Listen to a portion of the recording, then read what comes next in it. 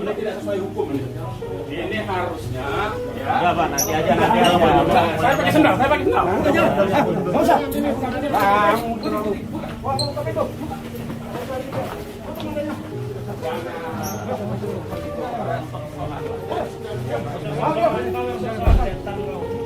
Jadi tolong catatan saya ini ditanggapi nanti bahwa apakah karena dia EPI dibilang teroris yang sudah ditetapkan pemerintah atau dia bagian dari jaringan teroris. Oke, itu catatan dari saya. Karena apa? Karena 12 tahun ini banyak hal-hal yang membuat kita bertanya-tanya. Ya, ini yang kita dramatisir sebagai bagian yang mengancam Republik kan nggak kena banget gitu loh.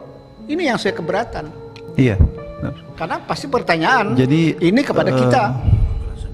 Itu Pak, itu yang saya keberatan dalam artian banyak orang bertanya dan saya tidak bisa menjawab. Selalu peristiwanya ya tidak jelas. Kenapa? Hampir semua kalau kita apa adanya, apa yang terjadi dengan teroris di Klaten dulu, hampir hari ini tidak ada penjelasan, individual abstrak bagi saya. ya. Tapi kalau ini yang ditekankan daulah Islamiyah, ini kan seolah-olah Islam ini. Inilah pintarnya teroris, Pak. Dia pakai narasi agama. Iya, tapi kalimat Pak Boy, kekerasan. Kekerasan itu kan bicara tentang subjeknya manusia. Benar. Di daerah mana? Nah, kekerasan Realnya ini nggak ada gitu loh. Real kekerasan dalam arti kekerasan dalam dunia maya abstrak. Tapi kekerasan yang terjemahkan tadi bisa salah persepsi. mereka halal membunuh, Pak. Hah? Mereka halal membunuh. Ya halal membunuh di mana gitu loh. Ini Dalam konteks ini Pak, makanya tadi saya bilang ya, di masa awal teror ini ada berhadapan-hadapan dengan kekerasan antar senjata. Hari ini kan Densus selalu melakukan penangkapan yang mereka tidak bersenjata. Nah, yang melakukan kekerasan fisik atau kekerasan apa ini loh. Kalimat-kalimat ini yang menurut saya bisa salah persepsi. Ya, tujuannya baik. Ya, Pak Boy tujuannya baik, tapi salah persepsi ini yang membuat orang ada apa nih? Kita dituduh begini, ada apa kita? Saya menjaga jangan sampai kalimat-kalimat ini merugikan kita sebagai anak bangsa yang seolah-olah hari ini terjadi konflik antara kelompok radikal. Sudah terjadi, sebenarnya hari ini kan belum. Ya, kekerasan-kekerasan seperti ini yang menurut saya belum konkret gitu loh. Tapi kita perlu antisipasi. Ini nih agak susah membahasakannya. Termasuk ini ini, mengganggu Pak. Bagi saya sebagai Muslim, saya terganggu. Iya, saya juga Muslim terganggu, Pak. Ini terganggu saya.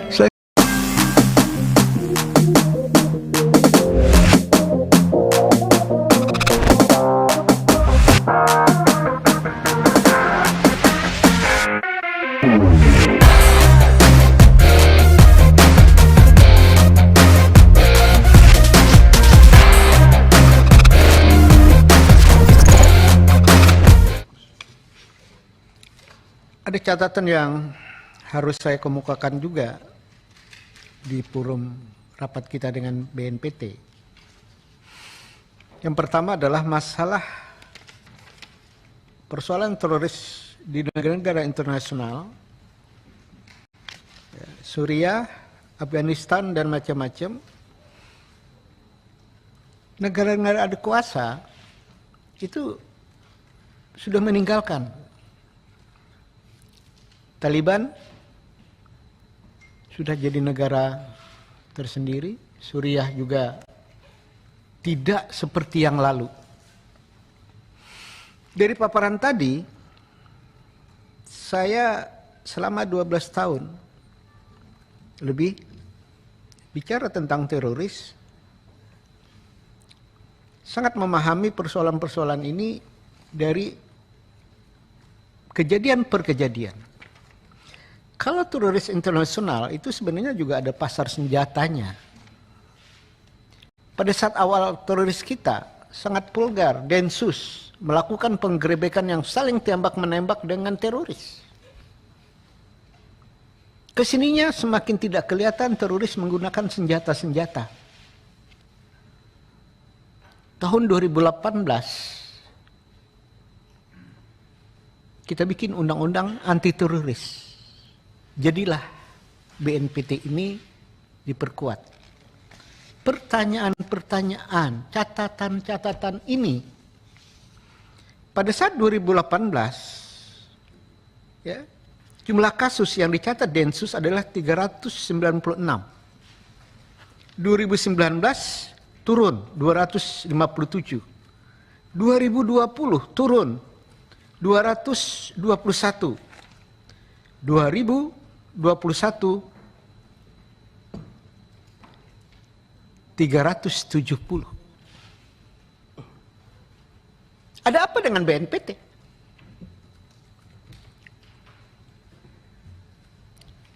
Padahal dari paparan ketua BNPT, semua hal, bikin warung, ya, bikin kayak Mendagri juga, ada cinta damai dan macam-macam.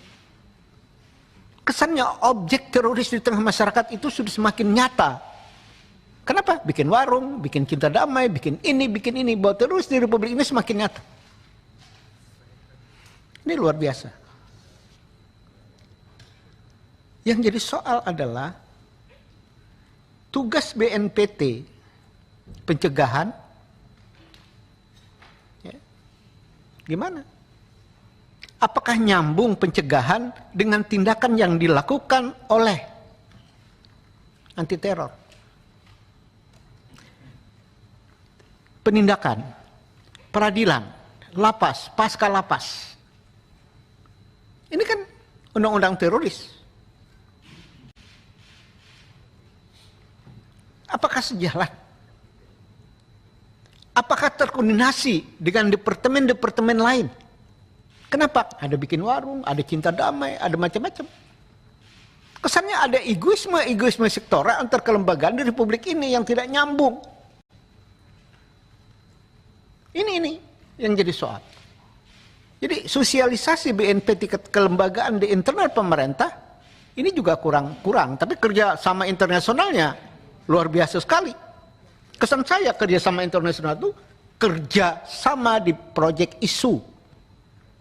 Pada level pengalaman yang lalu terlibat juga dalam proyek politik dari zaman SBY. Ada hal-hal yang berbeda, anti teror melakukan penindakan.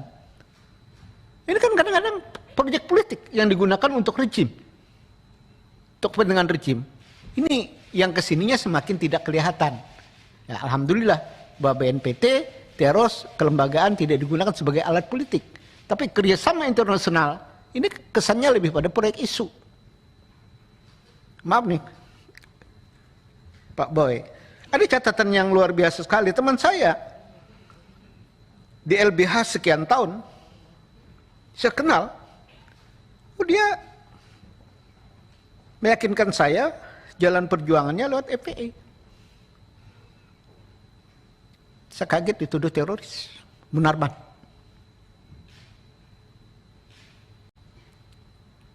Apakah, pertanyaannya kan, apakah karena dia FPI sesudah terlarang dia dikenakan anti teroris atau memang dia teroris? Ini yang belum jelas bagi saya. Karena FPI ditetapkan oleh pemerintah adalah organisasi terlarang, Munarman masih mengibarkan bendera FPI, dia teroris. Bisa begitu kalau tuduhan atau dakwaan di peradilan begitu. Bagi saya sebagai teman dia, kaget gitu loh. Kenapa? Karena ya di sini ada Pak Arsul, senior saya di LBH, ada junior saya Taufik Besari, ada Bini Harman, ada Pak Suding nggak sini. Kita ini orang-orang yang dulunya di LBH. Orang yang dulu-dulunya adalah melakukan pembelaan-pembelaan terhadap masyarakat, korban ketidakadilan. Kalau kritis, ya memang dulu kita harus berpikir kritis. Karena dalam rangka penegakan hukum, dalam rangka mencari keadilan. Nah, kalau ini dianggap sesuatu yang salah, siapa lagi yang bersuara? Yang ingin saya tegaskan, sekali lagi saya ulang, Munarman ini ditetapkan teroris karena memang dia punya jaringan teroris, apa yang dilakukan? Kalau dia cuma jaringan aja, apakah layak dia dibilang teroris yang tidak melakukan kejahatan terhadap negara? Belum melakukan kejahatan, cuma jaringan misalnya. Ini kan harus ada catatan secara hukum. Kalau dia melakukan penindakan yang merugikan negara, yang benar-benar teror merugikan negara, harus dihukum seadil-adilnya. Ini ada catatan-catatan bagi kita yang bagi saya khususnya yang melihat, saya kaget. Karena apapun ini teman saya. Jadi tolong catatan saya ini ditanggapi nanti bahwa apakah karena dia EPI dibilang teroris yang sudah ditetapkan pemerintah, atau dia bagian dari jaringan teroris. Oke, itu catatan dari saya. Karena apa? Karena 12 tahun ini banyak hal-hal yang membuat kita bertanya-tanya.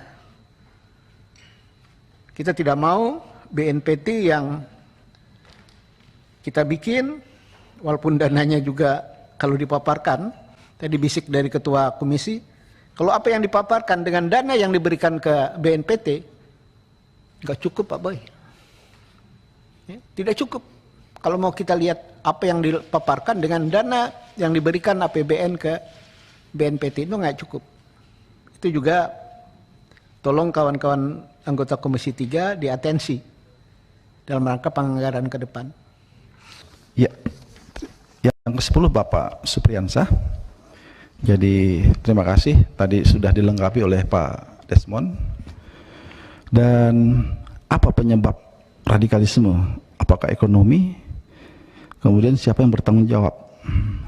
Jadi kalau terorisme ini mungkin sedikit berkait ekonomi.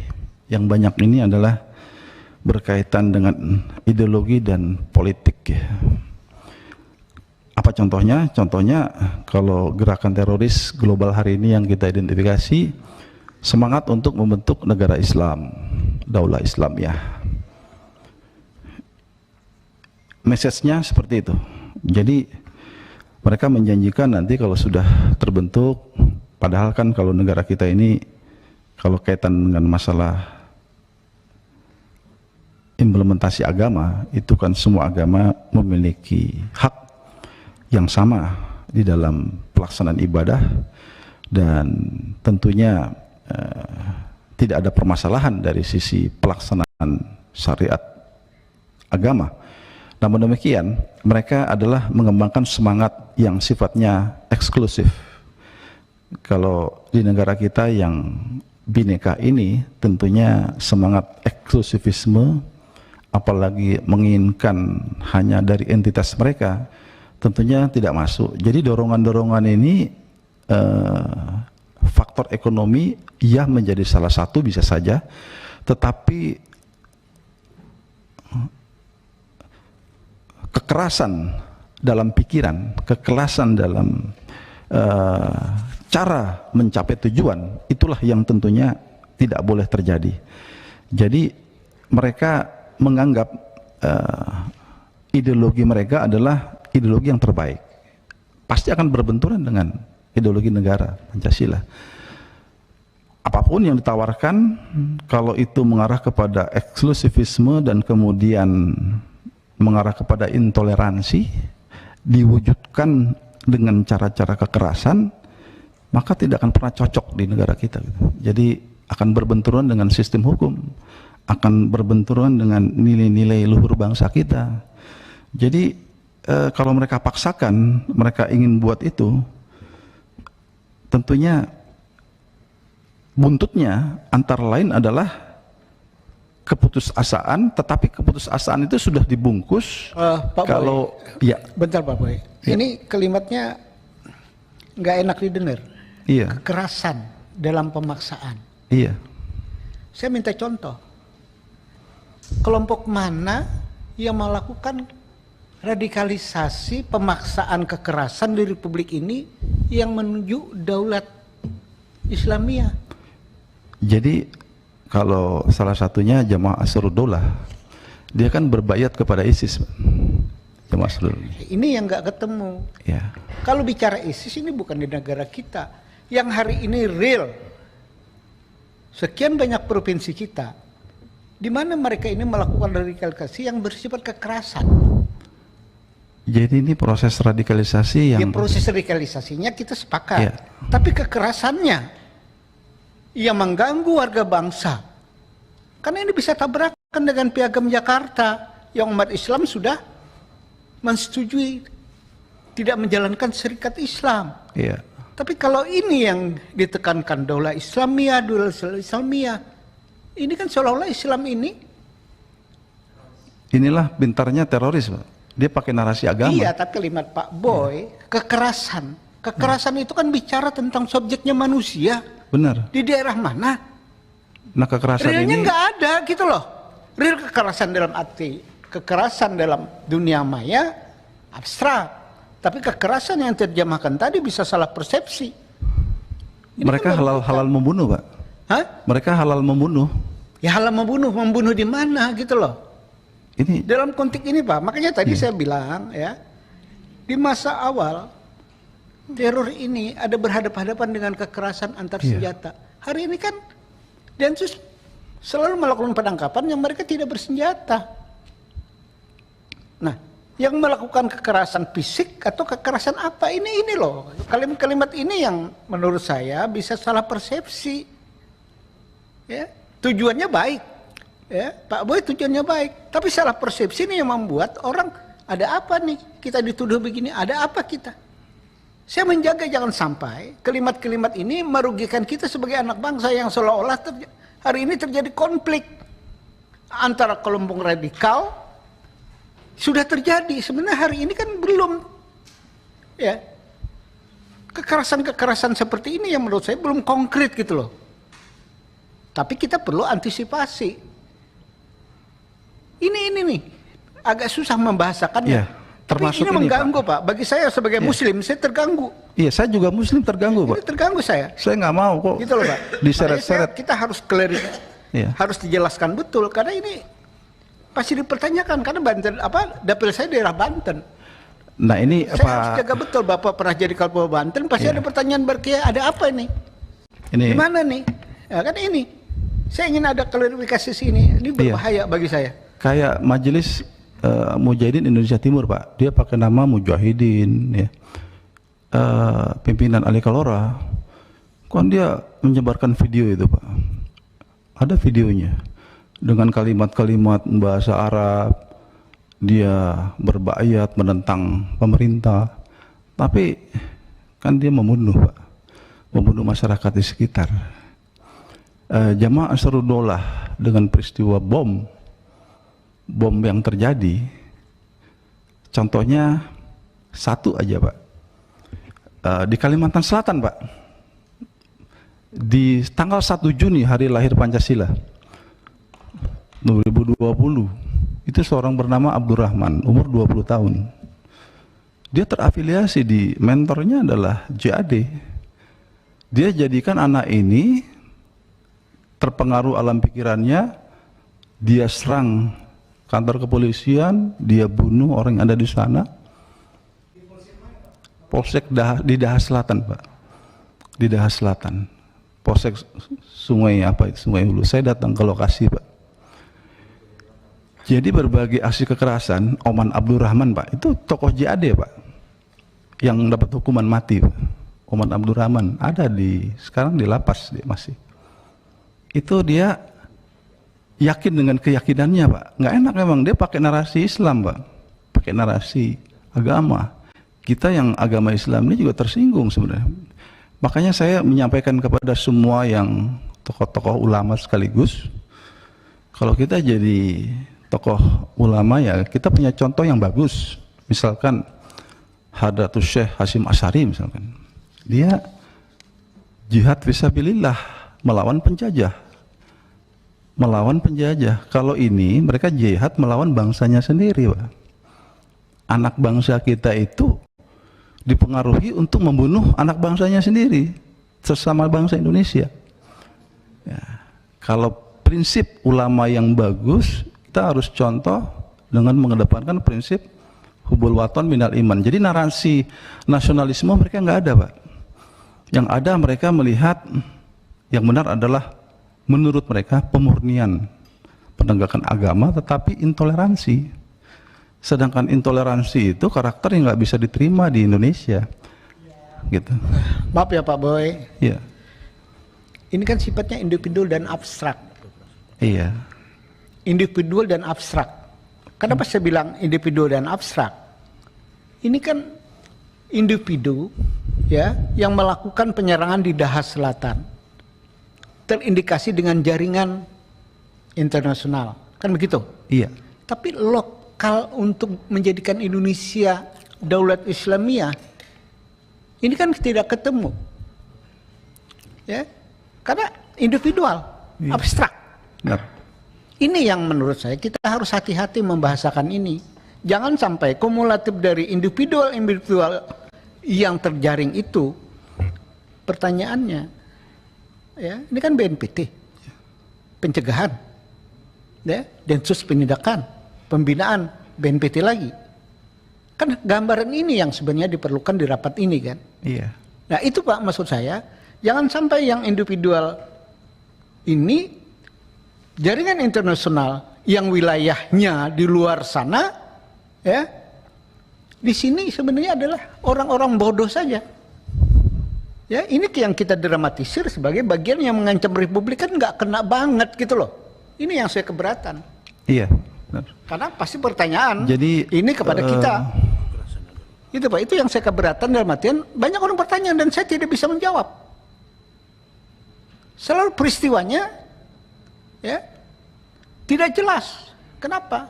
Hampir semua kalau kita, apa adanya, apa yang terjadi dengan teroris di Klaten dulu, hampir hari ini tidak ada penjelasan. Individual abstrak bagi saya. Karena saya harus bilang individual abstrak, kecuali kasus-kasus besar, bom Bali agak lain. Tapi yang individual abstrak ini kita harus lihat juga. Nah disinilah kejelasan yang bisa menjelaskan apa yang dilakukan Densus ya terhadap penindakan, apa yang dilakukan BNPT. Ini kan harusnya semakin memperjelas BNPT karena melakukan pencegahan dan pembinaan pada pasca hukuman. Nah catatan ini Pak yang hari ini yang kita perlukan agar warga bangsa ini melihat teroris ini apa adanya. Tidak berlindung pada sesuatu yang jaringan internasional yang kondisi realnya memang harus kita cegah. Tapi individual abstrak inilah yang gak jelas gitu loh. Iya. Ini yang tolong ke depan kita semakin memperbaiki apa yang disebut Pak Ketua tadi, banyak aturan-aturan yang sebenarnya yang belum sempurna yang harus kita bereskan di BNPT ini. Kenapa kita mengapresiasi semua apapun yang dikerjakan 2021. Karena bagaimana ke 2022 nanti dengan catatan-catatan yang sekian banyak masalah yang harus kita antisipasi dengan semangat yang luar biasa BNPT dengan anggaran yang terbatas. Nah, hal-hal kayak gini itu. Karena kita tentu ada respon.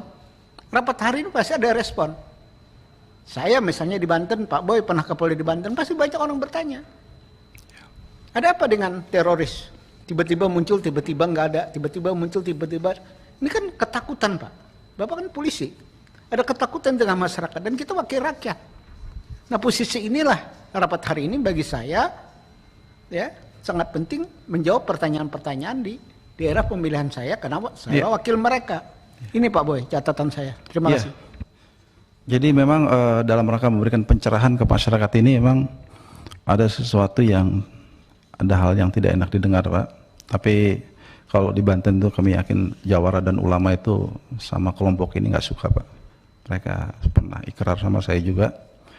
Jadi yang penting anak-anak muda kita tidak terpengaruh salah memilih entitas, kemudian mereka terjebak dengan, maaf saya ulangi, kekerasan tadi Pak. Jadi mereka kekerasan di sini, mereka siap jadi pelaku bom bunuh diri, dia siap membunuh orang. Nah kalau watak seperti ini ya, sementara mereka menggunakan narasi agama, ini sangat merugikan umat kita. Tapi saya ngerti maksud Pak Desmond untuk lebih hati-hati, ya memang kita harus hati-hati masalah ini karena umat Islam jangan sampai dianggap sebagai teroris Pak. Ya, teroris bukan Islam, Islam bukan teroris. Teroris adalah kejahatan, Pak, kejahatan extraordinary. Jadi demikian Pak Desmond.